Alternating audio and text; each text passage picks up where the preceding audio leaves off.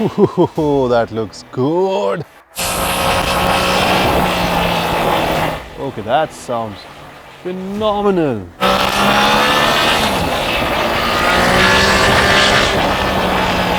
Okay, this was supposed to be my video. That's better. Triumph Trident, interesting.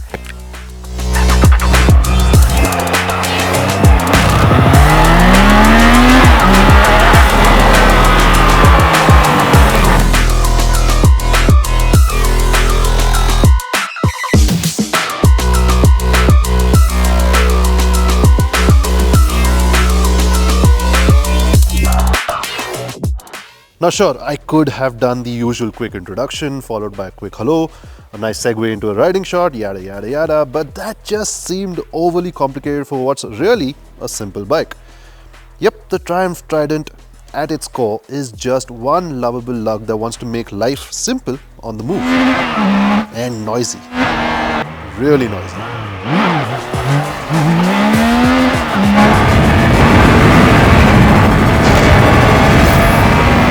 And that can be it for the review. The Triumph Trident is a middleweight naked, so it's got a 660cc inline 3 that makes 81 horsepower and 64 Nm. It's got a 189 kilo curb weight, so it's nice and flickable. It's got an 805 mm seat height, so practically anyone can ride it. And that's it. Simple.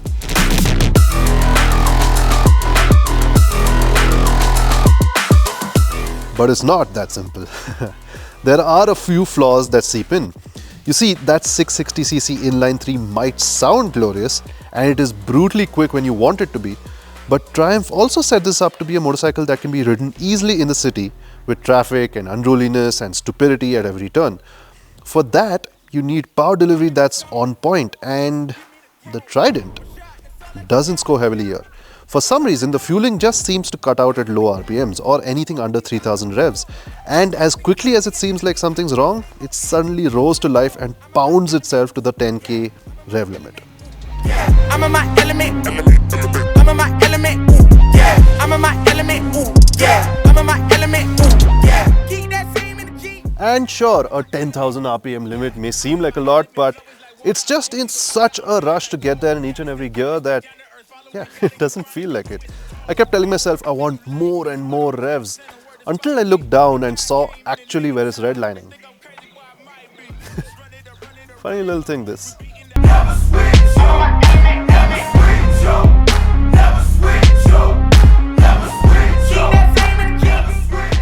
And then there's the fact that the Trident doesn't get a sport mode.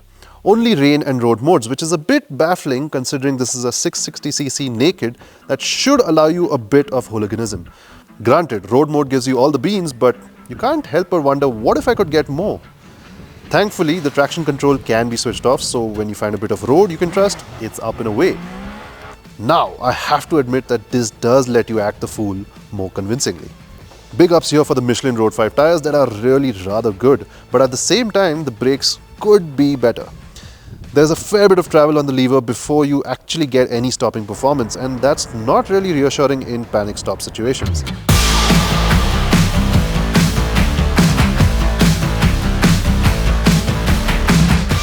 The ride really needs to be commended over here. It is just such a joy to flick this around bends and twisties.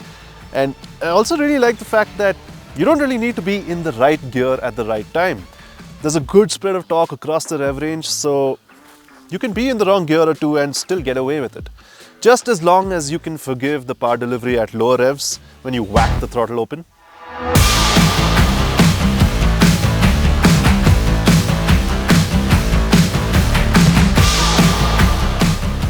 At this point, I've been wondering whether Triumph has hit the spot with the Trident or not. And it's genuinely a bit of a tough one to answer. Yes, there's the vague power delivery issue at low revs, yes, there should have been a sport mode, and yes, there should have been better feedback from the brake lever. That is, of course, the perspective of a seasoned rider, someone who likes things fast and precise. This is more of a middling option. It's the introduction to serious biking, but not really the end goal. It's supposed to enrich your daily rides, not be a track weapon. It's supposed to be a simpleton. And I can't really fault it in that regard. Plus, just look at it. It's absurdly good looking, isn't it? Anyway, thank you for watching. This is Forbes India Momentum. I'm Ronak, and 10 points to anyone who can give me that sound back home. That'll be one heck of an alarm system, won't it?